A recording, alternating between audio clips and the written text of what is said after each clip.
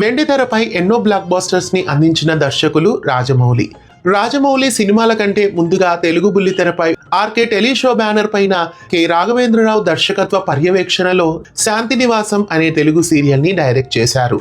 2000 సంవత్సరం సెప్టెంబర్ 11 నుండి 2002 సంవత్సరం ఏప్రిల్ 14 వరకు శాంతినివాసం సీరియల్ 382 ఎపిసోడ్స్ పాటు ఈటీవీలో టెలికాస్ట్ అయింది. రాత్రి 8 గంటలకి ఈటీవీలో డైలీ సీరియల్ గా శాంతినివాసం సీరియల్ ప్రసారమైంది. తెల్లని మనసులు చల్లని మమతలు అల్లుకుపోయే మందిరం శాంతినివాసం, ఈ శాంతినివాసం. రాఘవయ్య, కొండయ్య, శ్యామల ఇలా చెప్పుకుంటూ వెళ్తే శాంతినివాసం సీరియల్లో ప్రతి క్యారెక్టర్ కి ఒక ప్రత్యేకత ఉంది. ఎస్ఎస్ రాజమౌళి దర్శకత్వంలో కె రాఘవేంద్రరావు దర్శకత్వ పర్యవేక్షణలో వచ్చిన శాంతినివాసం డైలీ సీరియల్ ని ఆ రోజుల్లో ఈటీవీలో మీరు చూసారా?